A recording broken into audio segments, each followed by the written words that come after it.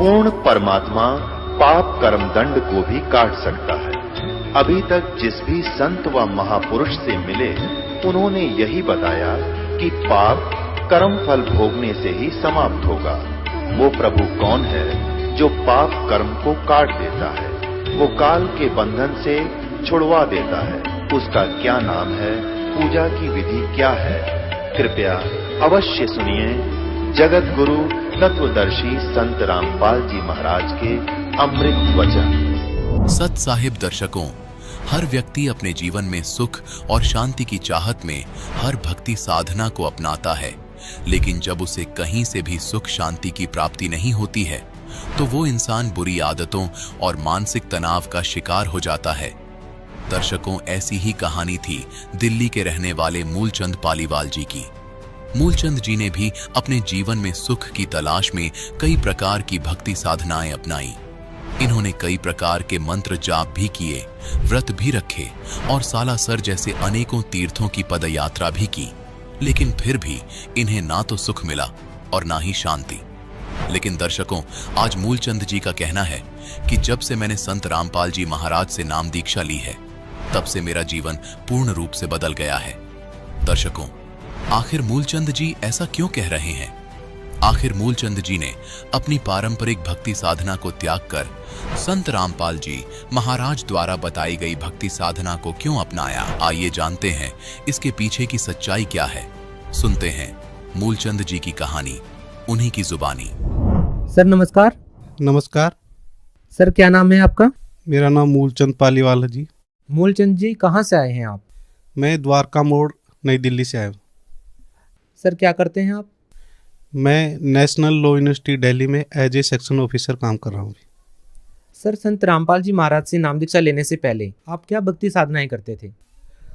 Sir, मैं भक्ति साधना जो जगत में होती है, जैसे शुरुआत से मैं बजरंगबली की बहुत भक्ति करी। मैंने हर मंगलवार व्रत रखता था और मैं 3-4 बार सालासर पैदल यात्रा भी करी मैंने।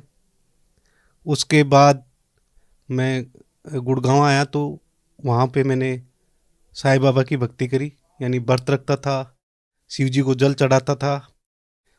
उसके बाद मेरी शादी हुई। शादी होने के बाद मेरी पत्नी, जो कि दुर्गा को बहुत ज़्यादा मानती थी, तो हमने नवरात्रि के व्रत रखे 7-8 साल, और जो भी बताते थे वो सारी सेवा करते थे।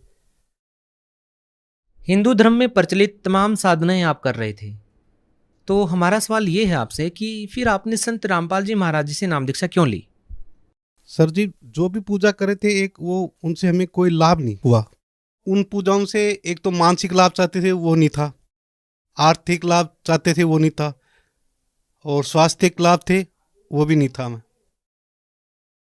सर, संत रामपाल जी महाराज जी से नाम दीक्षा लेने से पहले जो आप भक्ति साधनाएं कर रहे थे और जिन साधनाओं के करने से आप जो लाभ प्राप्त करना चाहते थे, वो लाभ आपको प्राप्त नहीं हो रहे थे, तो क्या संत रामपाल जी महाराज से नाम दीक्षा लेने के बाद आपको वो लाभ प्राप्त हुए जो आपको पहले भक्ति साधना करने से नहीं मिल रहे थे? जी, सबसे पहले बताऊँ मेरे को आर्थिक लाभ।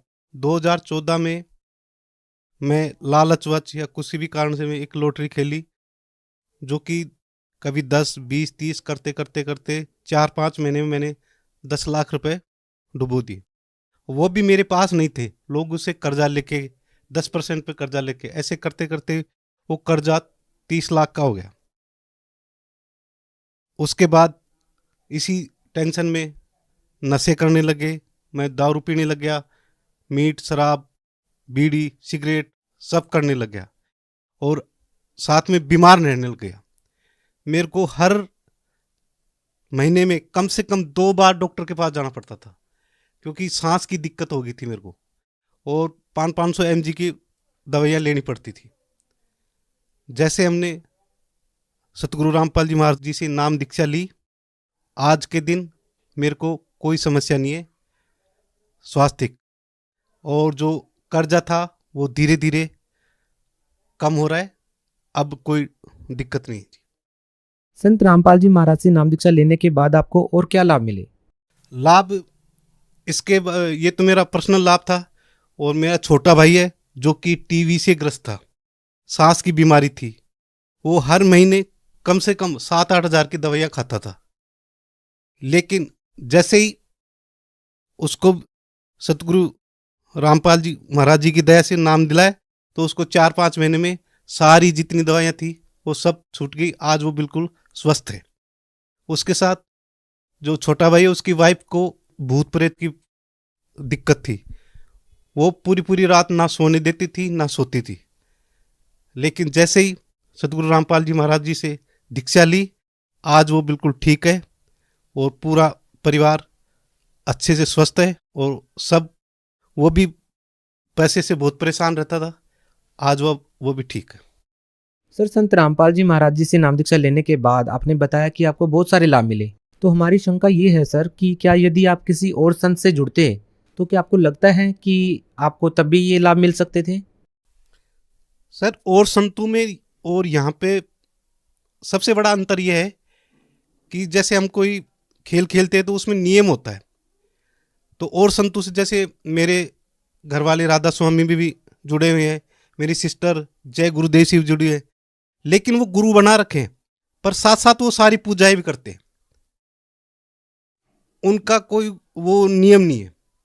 लेकिन यहाँ सतगुरु जी तभी लाभ मिलता है जब हम पूरे नियम, जो गुरु जी के नियम है उनके अकॉर्डिंग चलते हैं, तो पूरा लाभ मिलता है। सर, इसके पीछे आप क्या कारण मानते हैं कि आपके रिलेटिव जो साधना कर रहे हैं उस साधना के करने से उनको कोई लाभ नहीं मिल रहा है, और आप जो साधनाएं कर रहे हैं उन साधनाओं के करने से लाभ मिल रहा है? सर, गीता जी के अध्याय नंबर 17 श्लोक नंबर 23 में साफ साफ लिखा है कि ओम तत् सत।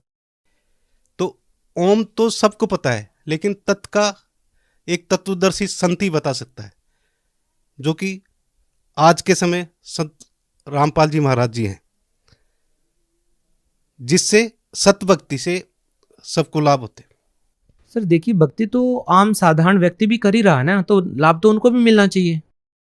पर भक्ति वो करे एक, जो हमारा शास्त्र अनुकूल साधना है वो नहीं करते। जो हमारे सदग्रंथ वेद पुराण गीता बाइबल जो बता रहे हैं, जो असली उसमें ज्ञान है, उसके अकॉर्डिंग भक्ति नहीं करते। आप ये दावा कैसे कर सकते हैं कि जो अन्य जो साधक हैं, जो हिंदू धर्म में प्रचलित साधनाएं जो कर रहे हैं वो शास्त्रों के अनुसार नहीं है, और जो आप जो साधनाएं कर रहे हैं वो शास्त्रों के अनुसार हैं? जी, गीता जी में कहीं भी ये नहीं लिखा कि हमें भूखा रहना चाहिए, व्रत करना चाहिए, या किसी तीर्थ स्थान पे जाना चाहिए, या रोज रोज नए देवताओं की पूजा करनी चाहिए। ये कहीं पे भी नहीं लिखा।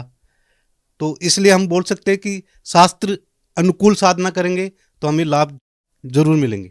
आप भगत समाज को क्या संदेश देना चाहेंगे? भगत समाज को संदेश यही देना चाहूँगा कि आप सभी पढ़े लिखे हैं तो एक बार अपने सदग्रंथों को ध्यान से पढ़ें, देखें कि उसमें क्या लिखा हुआ है, सतभक्ति क्या है। अगर हम उसके अकॉर्डिंग अपनी साधना करेंगे तो हमें पूरा हर तरीके का लाभ मिलेगा। जो व्यक्ति संत रामपाल जी महाराज से नाम दीक्षा लेना चाहते हैं वो उनसे कैसे जुड़ सकते हैं, कैसे नाम दीक्षा ले सकते हैं?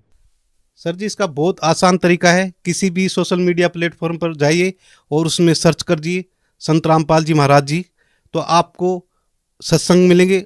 सत्संग के दौरान आपको नीचे एक पट्टी चलती है, उसमें हर जिले का आपको नंबर मिलेगा, वहाँ से आप अपना नामदान ले सकते हैं। जी, बहुत बहुत धन्यवाद। धन्यवाद जी।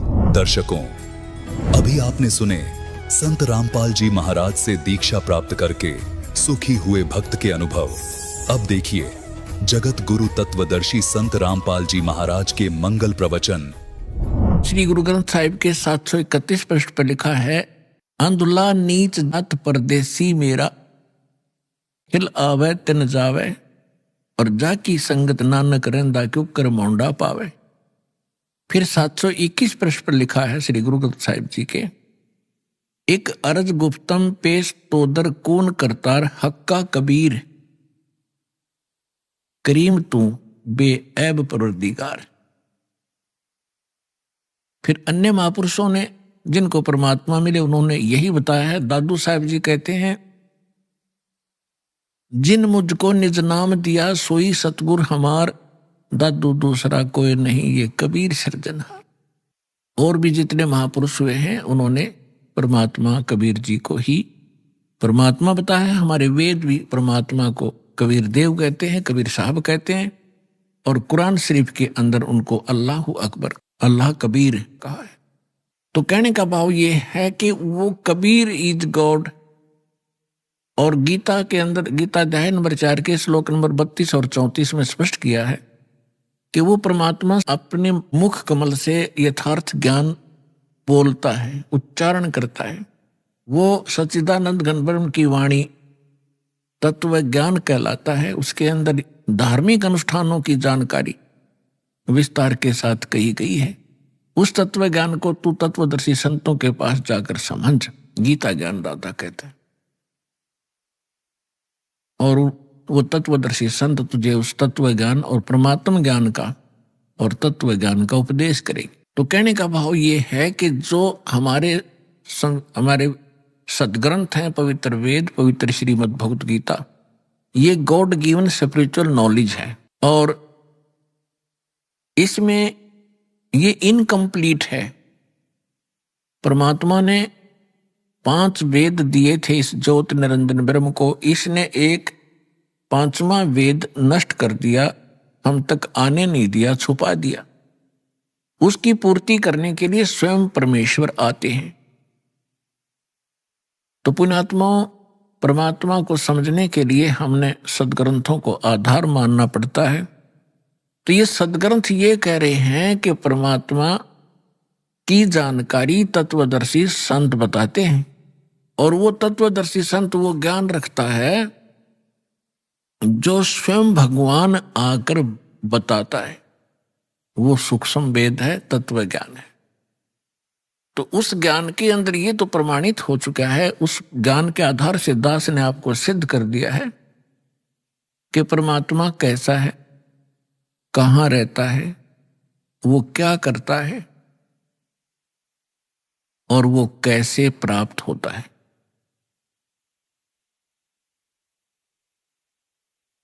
तो अब हमने उस अध्यात्म ज्ञान को समझना है। अपनी विशेषकर हिंदू धर्म के अंदर श्रीमद् भगवत गीता एक बहुत ही शिरोधार्य शास्त्र माना जाता है और सत शास्त्र कहलाता है। परमात्मा ने 600 वर्ष पहले जो ज्ञान बोला था, उस समय हमारे धर्म गुरुओं ने परमात्मा का इतना विरोध करा दिया था कि हम भूल गए थे कि कबीर नाम का कोई व्यक्ति रहा होगा। केवल पुस्तकों में पढ़ा करते थे,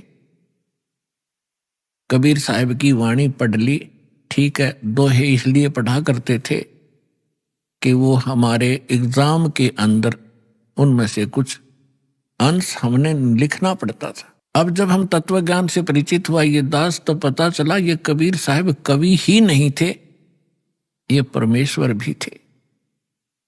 तो उस परमेश्वर ने कहा था, सुखदेव ने 84 भुगती, बना पजावे खरवो, तेरी क्या बुनियाद पराणी, तो पेंडा पंथ पकड़वो। मोती मुक्ता दर्शत नाही, ये जग है सब अंदरे, दिखत के तो नैन चश्म, इनका फेरा मोतिया बंदरे। परमात्मा कहा करते थे कि जिनको तुम विद्वान मानते हो, इन पंडितों को, मंडलेश्वरों को, महर्षियों को, ये कख भी नहीं जानते, कै ख भी नहीं जानते अध्यात्म मार्ग। आचार्य और शंकराचार्य जितने मंडलेश्वर आप जी के धर्मगुरु हैं। ऐसे ही मुसलमानों को कहा करते ये मुल्ला काची। और जितने भी पीर ये अपनी कुरान शरीफ से भी परिचित नहीं है। तो इस बात से उस समय के सभी वो नकली धर्मगुरु परमात्मा का विरोध किया करते थे और उस परमात्मा को हमारे हृदय से कति गिरा दिया था, ये कह करके कि कबीर साहब तो अशिक्षित हैं, कोरी झूठ बोलते हैं।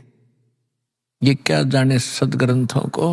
आज से 600 वर्ष पहले परमात्मा ने अपनी प्यारी आत्मा धर्मदास जी से कहा था, धर्मदास ये जग बोराना, कोई न जाने पद निर्वाणा, यही कारण मैं कथा पसारा, सबसे कहिए वो राम नियारा। यही ज्ञान जग जीव सुनावो, सब जीवों का भरम नसाओ, भरम गए जग वेद पुराना, आदि राम का वेद न जाना। अब मैं तुमसे कहूँ चताई, तेरे देवन की उत्पत्ति वाई। तेरे तीनों देवताओं की उत्पत्ति बताता हूँ, ब्रह्मा विष्णु महेश की कैसे जन्म हुआ। माँ अष्टंगी पिता निरंजन, ये जुम दौरुण वंशन अंजन, पहले कीन निरंजन राई, पीछे से माया उपजाई। माया रूप देख अति शोभा, देव निरंजन तन मन लोभा। पेट से देवी करी पुकारा, हे साहिब मेरा करो उभारा। टेर सुनी तब ता हम आए, अष्टंगी के बंध छुड़वाए। धर्मराय की ने भोग विलासा, माया को रही तब आशा। 3 पुत्र अष्टंगी जाए, ब्रह्मा विष्णु शिव नाम धराए। तिनके सुत हैं तीनों देवा, ये अंदर जीव करते हैं सेवा। गुण तीनों की भक्ति में ये भूल पड़ो संसार, कहें कबीर निज नाम बिना कैसे उतरो पार। 3 देव की जो करते भक्ति, उनकी कदे ना होवे मुक्ति। आज से 600 वर्ष पहले परमात्मा ने कहा था कि गुण तीनों की भक्ति में। 3 गुण कौन? रजगुण ब्रह्मा, सतगुण विष्णु, तमगुण शिव जी। इन तीनों देवताओं की भक्ति में ये भूल पड़ो संसार, और कहें कबीर निज नाम बिना, यथार्थ मंत्र के बिना तुम कैसे उतरो पार। और 3 देव की जो करते भक्ति, उनकी कदे न होवे मुक्ति। जिस परमपिता को ये अज्ञानी, एक संस्कृत भाषा के ज्ञाता कहा करते, वो अविद्वान है, जुलाहा है, शूद्र है, मूर्ख है, इसने बोलना भी ना आता, भाषा का उच्चारण भी ठीक नहीं, ये क्या जाने सदग्रंथों के बारे में ये आलोचना करता है।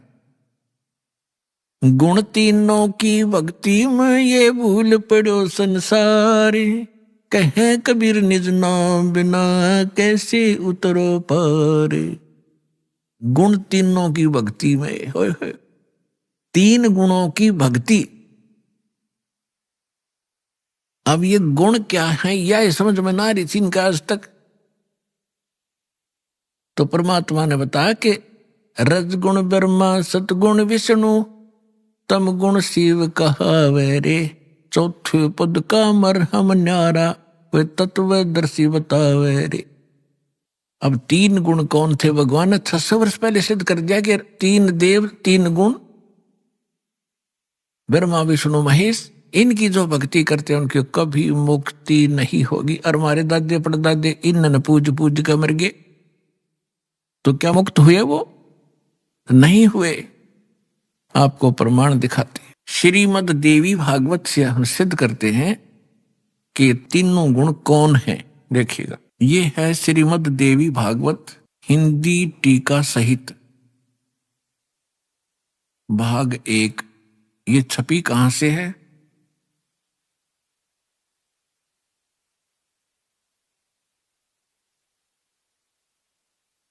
श्री अथ देवी भागवतम सभाष्टिकम सहमातम, हेमरा श्री कृष्णदास प्रकाशन, बंबई से प्रकाशित है। अब इसके तीसरे स्कंद में ले चलते हैं आपको। ये है अथ श्रीमद् देवी भागवते भाषा टीका युक्ते तृतीय स्कंध प्रारंभते। इसके हम आपको 11 पृष्ठ पर ले चलते हैं। ये 11 पृष्ठ है और 5वें अध्याय का हम 8वां मंत्र पढ़ेंगे। हे माता, यदि हमारे ऊपर सदा आप दया युक्त हो तो हमको तमोगुण में किस प्रकार प्रदान किया? शंकर भगवान कह रहे हैं। और ब्रह्मा रजोगुण और हरि सतगुण युक्त किए, क्यों किए? अब क्या बता रहे हैं, फिर हम संस्कार देखेंगे।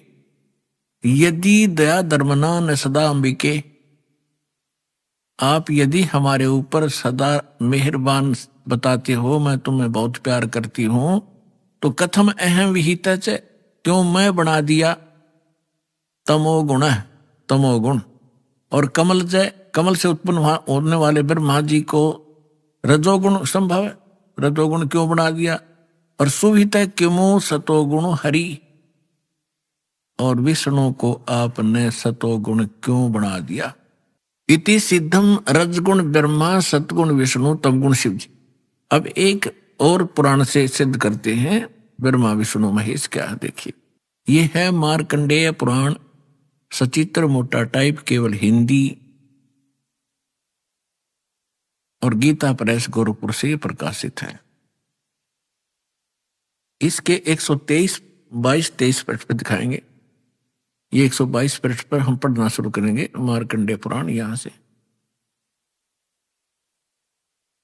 मार्कंडेय जी बोले, ये बता रहे हैं सारा कुछ, हम यहां आ जाते हैं।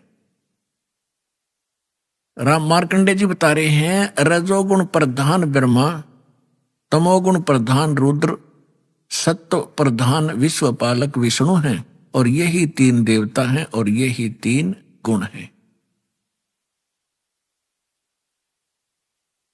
अब जिसको ये अनपढ़ अशिक्षित कहा करते थे, उस परमेश्वर ने 600 वर्ष पहले बता रखा था, ब्रह्मा विष्णु महेश, रजगुण ब्रह्मा सतगुण विष्णु तमगुण शिव जी, जो इनकी पूजा करते हैं वो कभी मुक्ति प्राप्त नहीं कर सकते। और श्रीमद् भगवत गीता में उनको क्या संज्ञा दी है?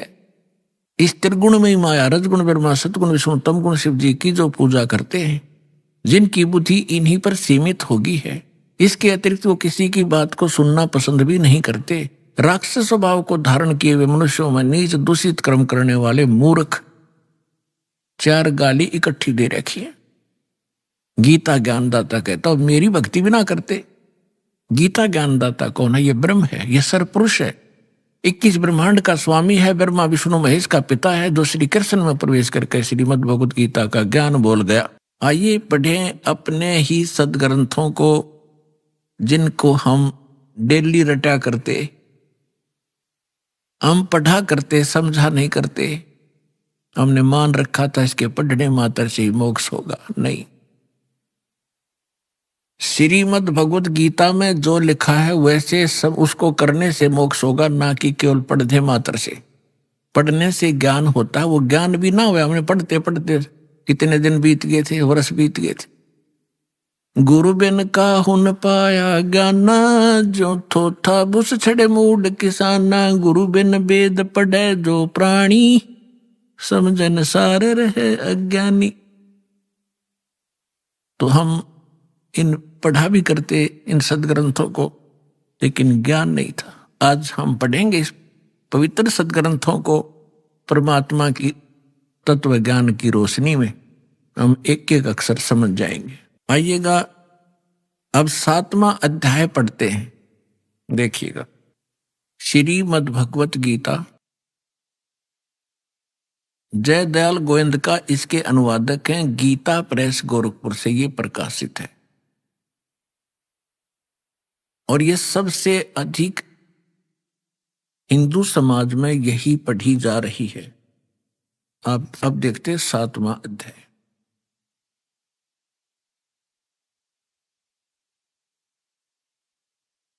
ये स्टार्ट है अथ 7वां अध्याय श्रीमद् भगवत गीता। अब गीता ज्ञानदाता कहता है कि हे पार्थ, हे अर्जुन, अनन्य प्रेम से मुझ में आसक्त चित्त तथा अनन्य भाव से मेरे प्रयाण होकर योग में लगा हुआ तू जिस प्रकार संपूर्ण समग्रम संपूर्ण विभूति बल ऐश्वर्य गुण से युक्त सबके आत्म रूप माम मुझको संशय रहित जानेगा उसको सुन।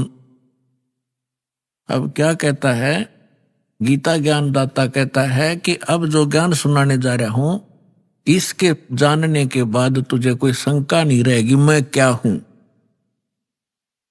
आगे देखो दूसरे श्लोक में कहा है 7वां अध्याय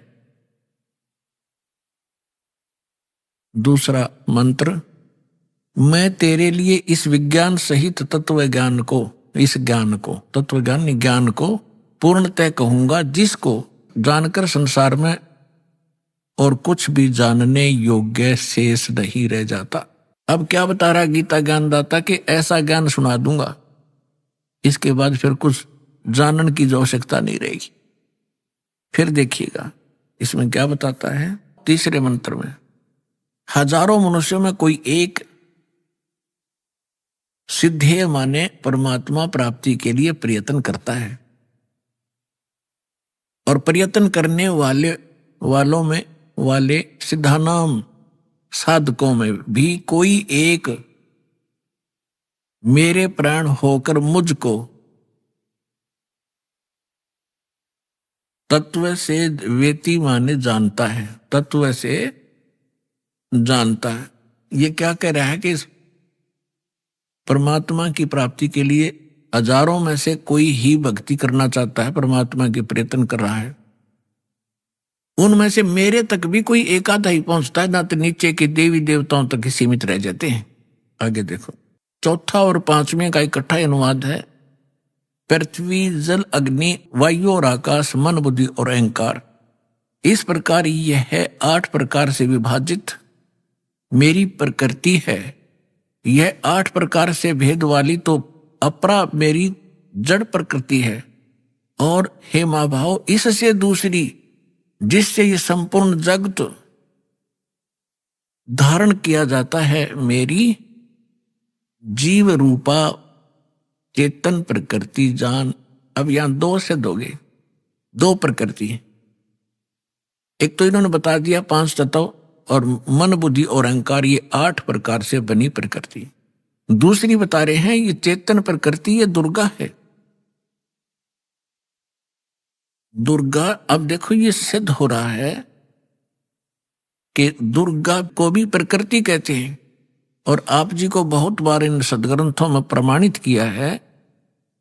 जैसे श्री देवी भागवत सचित्र मोटा टाइप गीता प्रेस गोरखपुर से प्रकाशित के तीसरे स्कंद में 123 पृष्ठ पर विष्णु जी कहते हैं अपनी मां के विषय में। अब पुण्यात्माओं ये सारे कंसेप्ट साथ साथ क्लियर करने पड़ेंगे क्योंकि बहुत से श्रोता प्रथम बार आते हैं तो उन्होंने ये ज्ञान गहनता से सुना नहीं होता ध्यान से और थोड़ा बहुत सुन लेते हैं, पुण्यात्मा शीघ्र प्रेरित हो जाते हैं, वो आते हैं।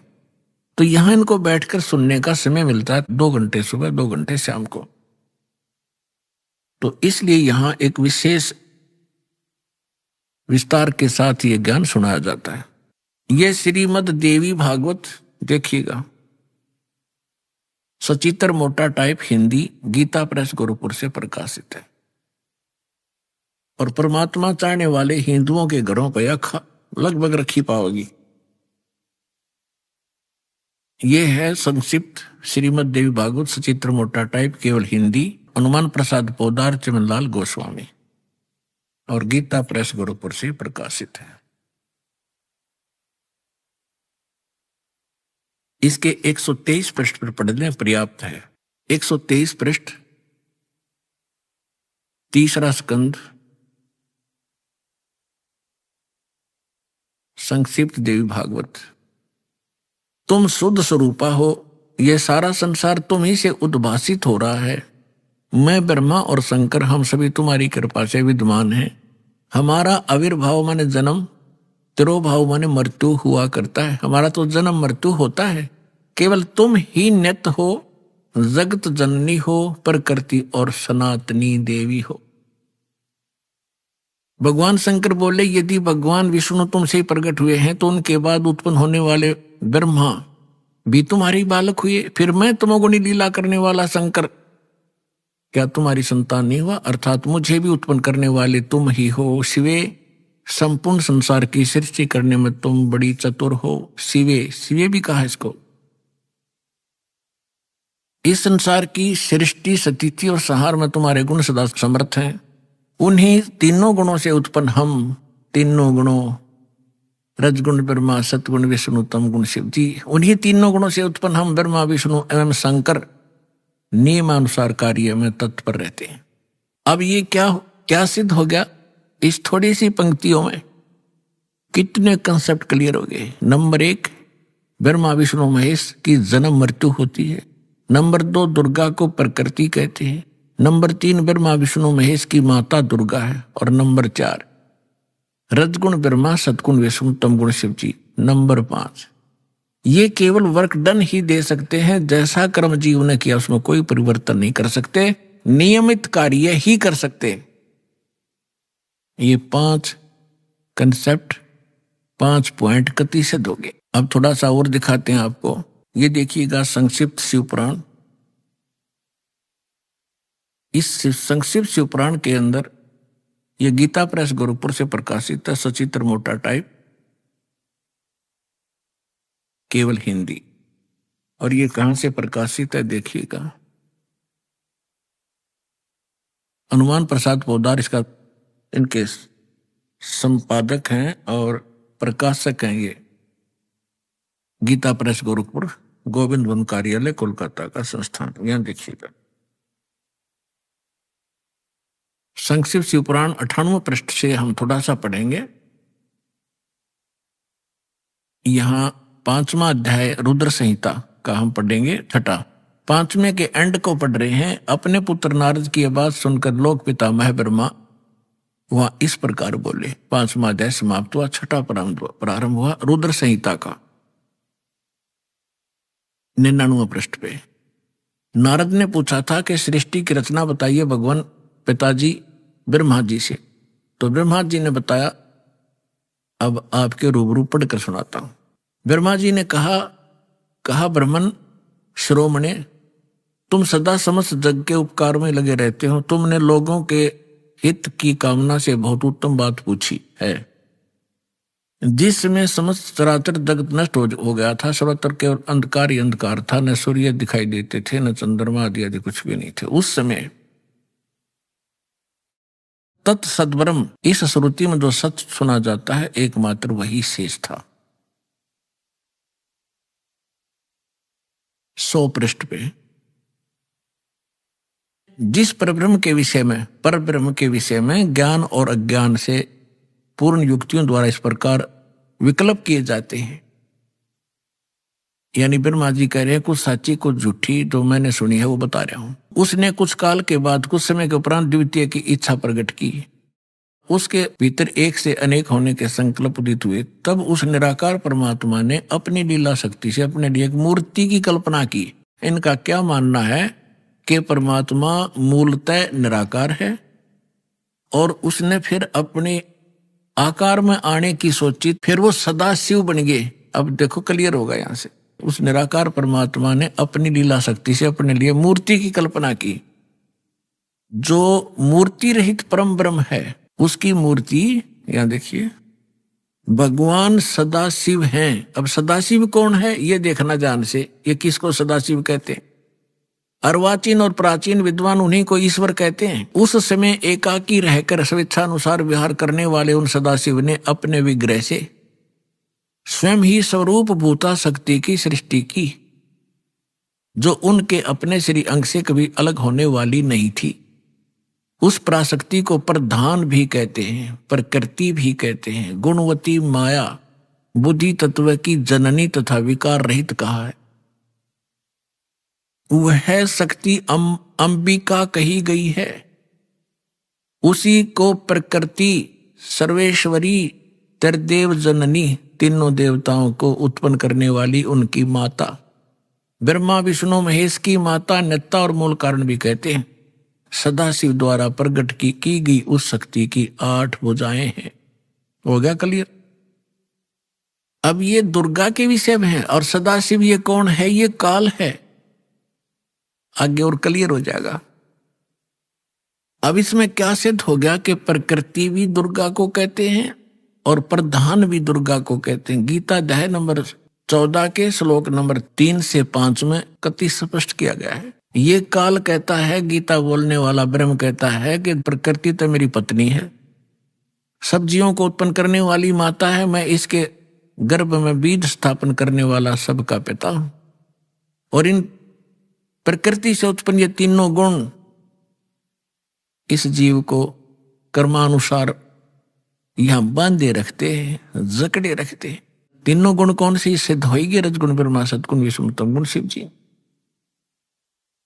ये देखिएगा अध्याय 14 और सुनाता हूं, ताजा ताजा है, जल्दी समझ में आ जाएगा।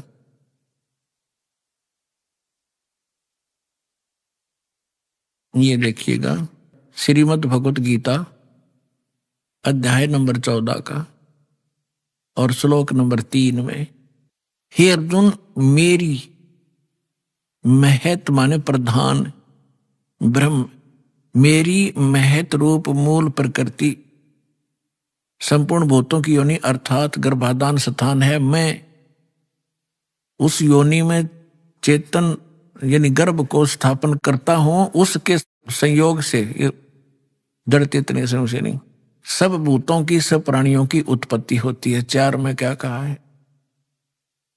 हे अर्जुन, नाना प्रकार की सब योनियों में जितनी मूर्तियां अर्थात शरीरधारी प्राणी उत्पन्न होते हैं, प्रकृति यानी दुर्गा उन सब की गर्भ धारण करने वाली माता है और मैं बीज स्थापन करने वाला पिता हूं।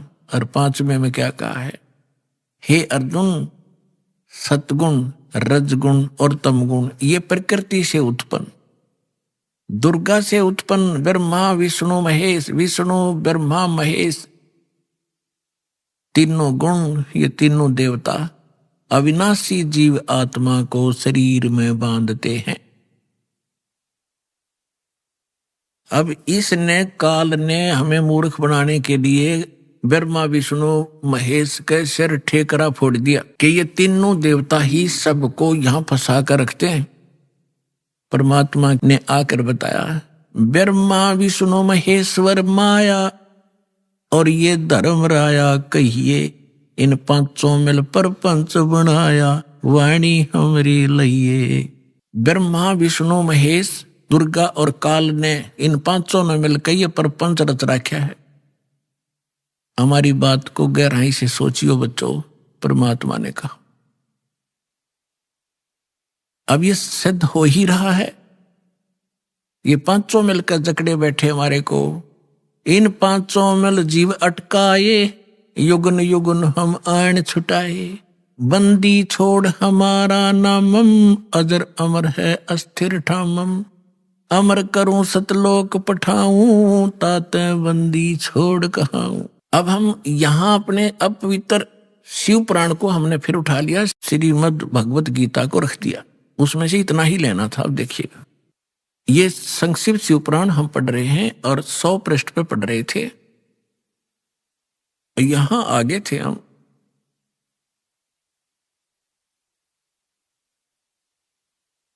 कि जो मूर्ति रहित परम ब्रह्म है, उसकी मूर्ति भगवान सदाशिव हैं।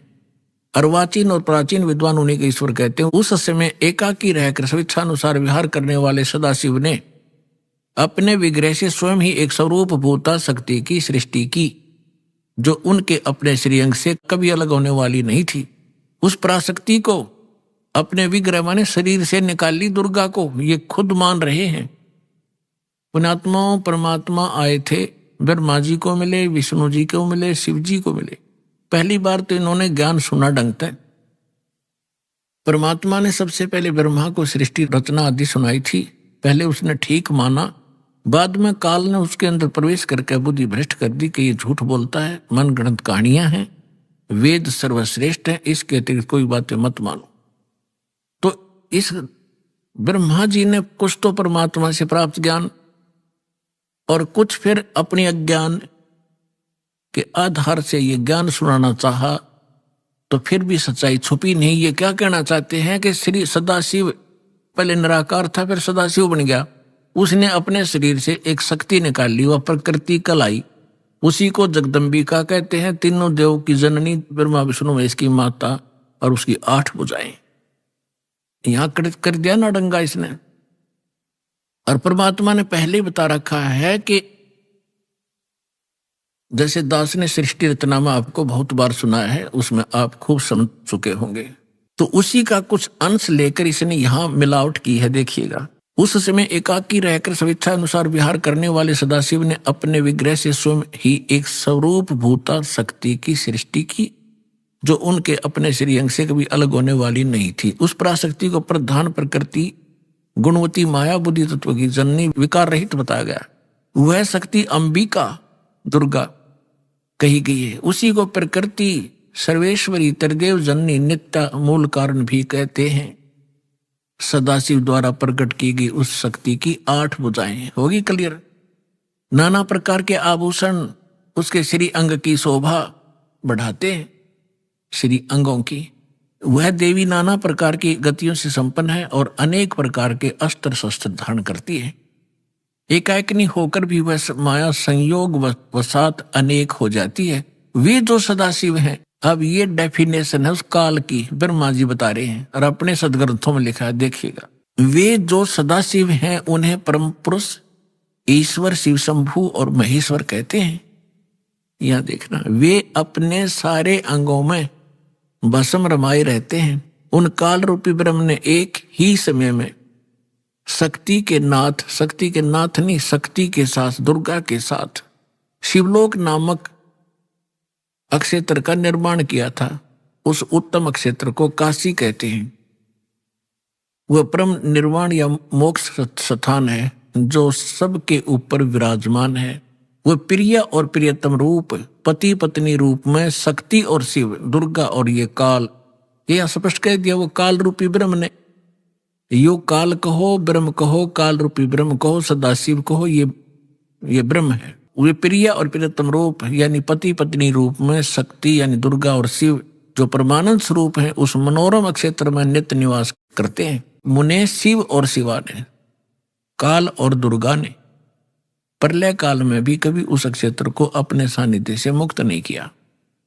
देवऋषि एक समय आनंद वन में रमण करते हुए शिवा और शिव के मन में यह इच्छा हुई कि किसी दूसरे पुरुष की सृष्टि करनी चाहिए, जिस पर यह सृष्टि संचालन का महान भार रखकर हम दोनों केवल काशी में रहकर इच्छा अनुसार विचरें और निर्वाण धारण करें। अब इन्होंने सोचा कि कोई पुत्र उत्पन्न करते हैं, उसको ये सारा काम संभलवा देंगे, हम निर्वाण धारण करेंगे, एकांत में रहा करेंगे। ये देखिएगा, ऐसा निश्चय करके शक्ति सहित सर्वव्यापी परमेश्वर शिव ने अपने वाम भाग के 10वें अंग पर अमृत मल दिया। फिर तो वहां से एक पुरुष प्रकट हुआ, यानी उन्होंने पति पत्नी व्यवहार किया, वहां से एक पुत्र उत्पन्न हुआ, उसका नाम के रखा। 102 पृष्ठ पे संक्षिप्त शिव पुराण 102 पृष्ठ पे शिव ने कहा, वत्स, उस काल ने कहा, बेटा, व्यापक होने के कारण तुम्हारा विष्णु नाम विख्यात हुआ, विष्णु धर दिया तेरा नाम। अब फिर हम यहां आते हैं, ये हमने 6वां अध्याय पढ़ लिया रुद्र संहिता का। अब 7वां, ये 7वां अध्याय 103 पृष्ठ पे ब्रह्मा जी कहते हैं, देव से तत्पश्चात कल्याणकारी परमेश्वर शाम सदाशिव ने, काल ने पूर्ववत प्रयत्न करके जैसे अपनी दुर्गा से विष्णु की उत्पत्ति की, मुझे अपने दाहिने अंग से उत्पन्न किया। बस बात खत्म। अब यहां समस्या आ गई अनुवादकर्ता ने, क्योंकि इनको ज्ञान तो था नहीं, इनका उद्देश्य फिर इसको सब उल्ट सुलट करना ही था। अब इसको समस्या पैदा होगी कि शिव से शिव की उत्पत्ति कैसे बताऊं। अनुवादकर्ता ने गोल मोल कर दिया। कहते हैं, चोर चुरावे तुमड़ी और गड्ढे पानी में, वो गड्ढे हुआ ऊपर सच्चाई छानी ना। अब यहां आपको हम विद्वेश्वर संहिता, इसी शिव पुराण के अंदर एक अध्याय है, उसमें दिखाते हैं कि एक समय ब्रह्मा और विष्णु का झगड़ा हो गया। ब्रह्मा जी बोला, मैं तेरा बाप, विष्णु जी को, विष्णु जी बोले, मैं तेरा पिता, तो मेरे नाभि कमल से उत्पन्न हुआ। ब्रह्मा जी कहने लगे मैं सारी सृष्टि का पिता, मैं प्रजापिता हूं। इन सूखी फीत ला रहे थे आप पे, इन दोनों का युद्ध हो गया इससे बात पे। तो इस काल ने सोचा है लड़का मरेंगे और मैंने इनसे सृष्टि रचवानी अपने खाने के लिए। इनके बीच में एक स्तंभ, एक लिंग खड़ा कर दिया सफेद तेजों में, बहुत बहुत ही विस्तार, जिसकी और छोर भी इन दोनों को नहीं पाया। तो लंबा कथा ना बना के तो आपने खूब पढ़ रखी, हम अपने मतलब की सुनेंगे। तो उसी समय ये खुद भी वहां अपने पुत्र शिव के रूप में, सदाशिव रूप में आकर खड़ा हो गया। फिर इनको लग गया ज्ञान समझाने। देखिएगा, ये है ब्रह्मा विष्णु लड़े थे, इनके बीच में स्तंभ खड़ा कर दिया। संक्षिप्त शिवपुराण 24 पृष्ठ पे, गीता प्रेस गोरखपुर से प्रकाशित, सचित्र मोटा टाइप के। और ये विद्वेश्वर संहिता 25 पृष्ठ पे। यहां से थोड़ा सा हम लिंक लेंगे इसका। ब्रह्मा और विष्णु ने पूछा, प्रभु सृष्टि आदि 5 कृत्यों के लक्षण क्या हैं, यह हम दोनों को बताइए। भगवान शिव बोले, युकाल बोला, मेरे कृत्यों को समझना अत्यंत गहन है, तथापि मैं कृपा पूर्वक तुम्हें उनके विषय में बताता हूं। अब हम ज्यादा ना पढ़े, ये देखिएगा। अब 26 पे क्या लिखा है, पुत्रो, काल कहता ब्रह्मा और विष्णु को, पुत्रो तुम दोनों ने तपस्या करके प्रसन्न हुए मुझ परमेश्वर से सृष्टि और सतीथि नामक 2 कृत्य प्राप्त किए, ये तुम दोनों को बहुत प्रिय है। इसी प्रकार मेरी विभूति स्वरूप रुद्र और महेश्वर ने, यू मैं नहीं है, ने 2 अन्य उत्तम कृत सहार और तिरोभाव मुझसे प्राप्त किए हैं। सिद्ध जो दास करना चाहा था, 2 पुत्र तो ये हो गए इसके, ब्रह्मा और विष्णु, जो वहां कति क्लियर हो गया, इनका जन्म हुआ दुर्गा से। और इनका 2 और है मेरे बेटे, रुद्र और महेश्वर, तो हो गए 4, और 5वां बोल रहा है। अब और थोड़ा सा क्लियर करते हैं। अब यहां 26 पर हम पढ़ ही रहे थे, यही देखिएगा। अब 26 पर हम पढ़ रहे थे, यही इसके विद्वेश्वर संहिता का, यहां पर हम पढ़ रहे थे नीचे, पुत्रो। यहां फिर इसका और थोड़ा सा लिंक है। ये क्या कहता है,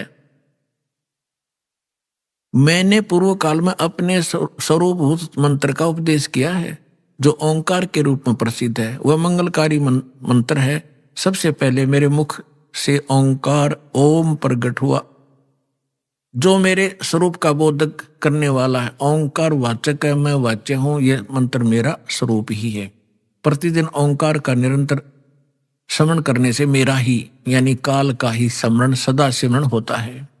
मेरे उत्तरवर्ती मुख से अकार का, पश्चिम मुख से उकार का, दक्षिण मुख से मकार का, पूर्ववर्ती मुख से बिंदु का और मध्यवर्ती मुख से नाद का प्राकट्य हुआ है। इस प्रकार 5 अवयव से युक्त ओंकार का विस्तार हुआ है।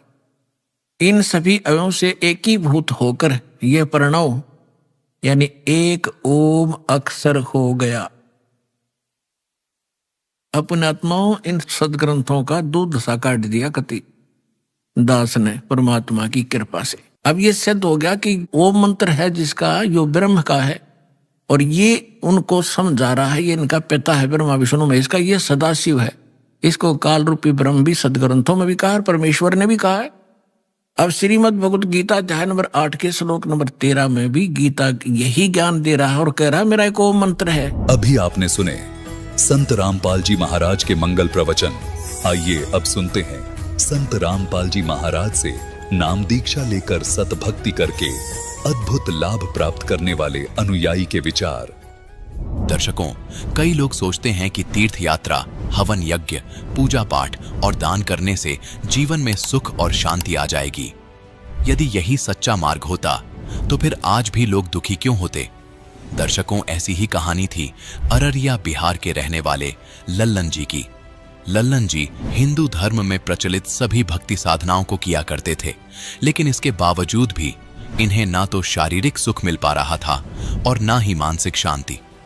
लेकिन दर्शकों, आज लल्लन जी का कहना है कि जब से मैंने संत रामपाल जी महाराज से नाम दीक्षा ली है, तब से मुझे अद्वितीय लाभ मिले हैं।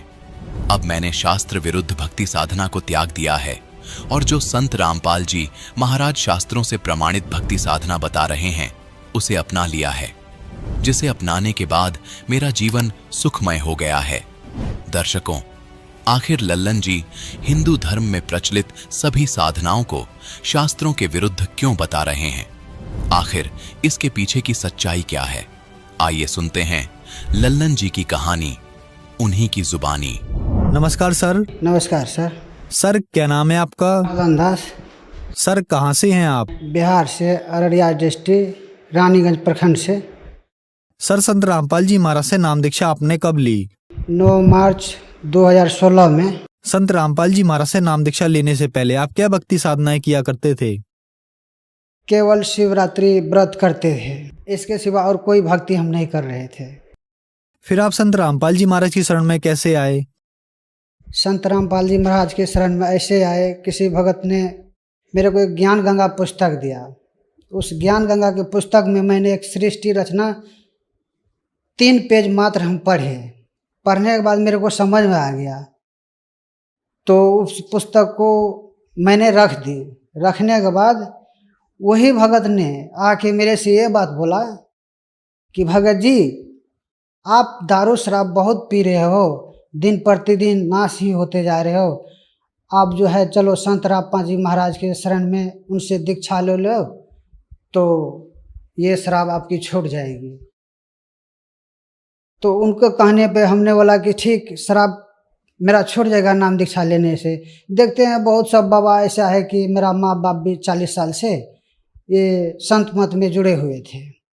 हम वो बहुत दिन मेरे से बोल रहा था, बहुत दिनों से, कि आप दीक्षा ले लो, दारू शराब छूट जाएगा। हम नहीं लिया करते थे। फिर उस भगत ने मेरे को बार बार जब कहने पर मैं उनका बात मान लिया। मैंने भागलपुर नामदान सेंटर पे गया, वहाँ से नाम दीक्षा ली संत रामपाल जी महाराज से। सर संत रामपाल जी महाराज से नाम दीक्षा लेने के बाद आपको क्या लाभ मिले? भगत जी, पहला लाभ तो ये है कि मेरा दारू छूट गया। बहुत पी रहे थे, दिन प्रतिदिन, रोज का रोज। मेरा घर परिवार का सब आदमी मेरे देख के बहुत रोया करते थे। बहुत वो सब छठ पूजा किया करते थे मेरे खातिर।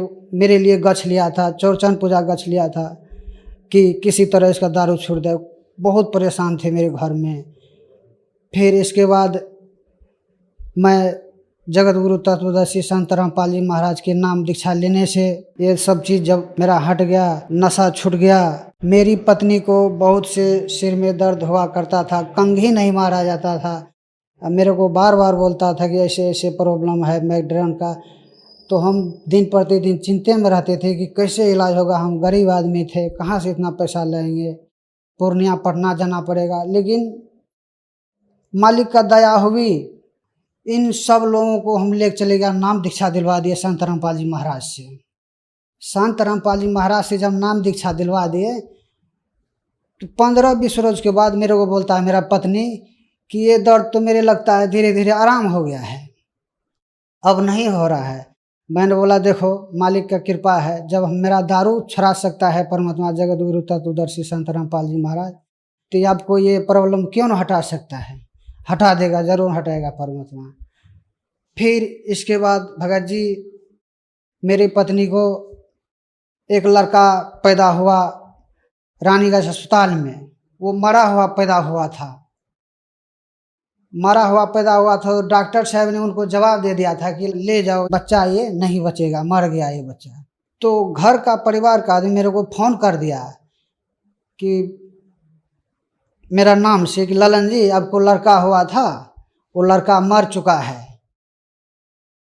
तो मैंने परमात्मा से वहीं अरदास लगाए, चलो जो होने वाला था हो गया, मालिक का दया था, जो हो गया हो गया।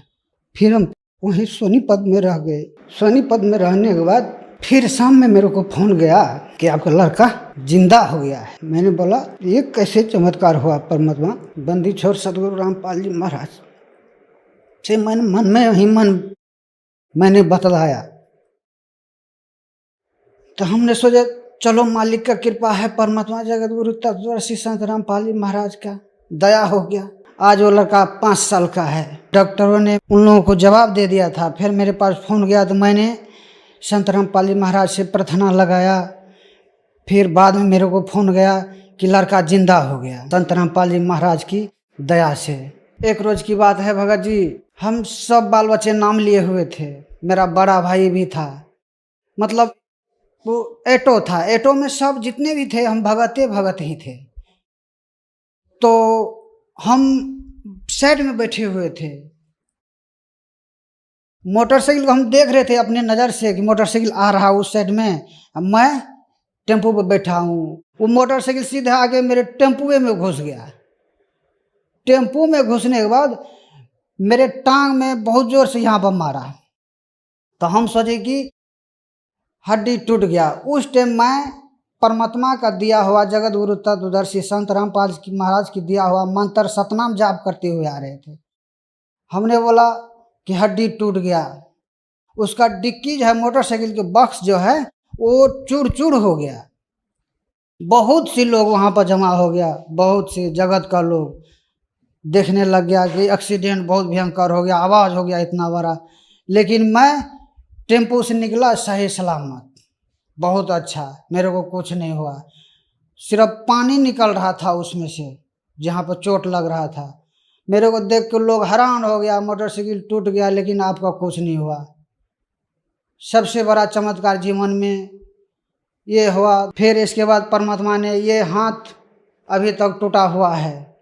चमत्कार परमात्मा ने ऐसे आया, मेरे को हाथ पकड़ के उठा के, हम रो रहे थे बेड पे, रो रहे थे। परमात्मा आया, मेरे को बोला बेटा तुमने गलती कर दिया है, ये हाथ टूट गया तो तुम जाके एक्सरे करा लो, एक्सरे करा के देख लेना क्या प्रॉब्लम है। हम जाके एक्सरे कराए तो ये हड्डी टूटा हुआ था, इधर से भी इधर से भी।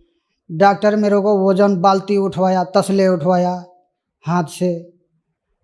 हमने सारा काम कर दिया। डॉक्टर मेरे को देख रहा है कि भाई आप सारा काम कर रहे हैं, हड्डी आपका टूटा हुआ है। वो बोला प्लास्टर करवाओ। मैंने बोला नहीं, प्लास्टर नहीं करवाऊंगा। तत्वदर्शी संत रामपाल जी महाराज पे विश्वास है मुझे, मैं ठीक हो जाऊंगा। प्लास्टर हम नहीं करवाए डॉक्टर से। मेरा हाथ अभी आज ठीक है, मैं सारा काम कर सकता हूँ, वजन से वजन उठा लेता हूँ, लेकिन इस हड्डी में कोई प्रॉब्लम नहीं है संत रामपाल जी महाराज की दया से। मैंने दारू छोड़ दिया। मेरा पत्नी का सर में दर्द था, वो ठीक हो गया। इसके बाद मेरा लड़का जो मर गया था अस्पताल में, वो जीवित हो गया। मेरा हाथ टूट गया, पैर में चोट लगा था मोटरसाइकिल टेम्पू से, वो ठीक हो गया। ये सब चमत्कार देख के मेरे गांव वाले जो 40 गांव घर है वो सब नाम दीक्षा ले लिया जगत गुरु तत्वदर्शी संत रामपाल जी महाराज से।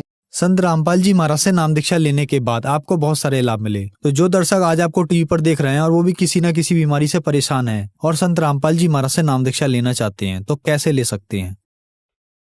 सर, संत रामपाल जी महाराज से नाम दीक्षा ऐसे ले सकते हैं, टीवी पे सत्संग आता है संत रामपाल जी महाराज का, उस पे एक नीचे में पट्टी चलता है पीली, उस पे कॉन्टेक्ट नंबर आता है। उन कॉन्टेक्ट नंबर से पता करके नज़दीकी केंद्र पूछ सकता है।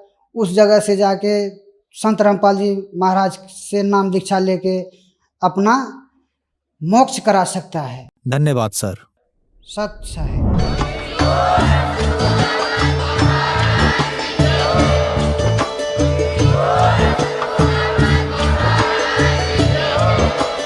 आप सुन रहे थे जगत गुरु तत्वदर्शी संत रामपाल जी महाराज जी के मंगल प्रवचन। अधिक जानकारी के लिए विजिट कीजिए हमारी वेबसाइट www.jagatgururampalji.org। संत रामपाल जी महाराज जी के शुभ आशीर्वाद से पूरे विश्व भर में 500 से भी ज्यादा नाम दीक्षा केंद्र हैं, जिन पर संत रामपाल जी महाराज जी द्वारा ऑनलाइन निशुल्क नाम दीक्षा दी जा रही है। अपने नजदीकी नाम दीक्षा केंद्र का पता करने के लिए संपर्क करें 8222880541।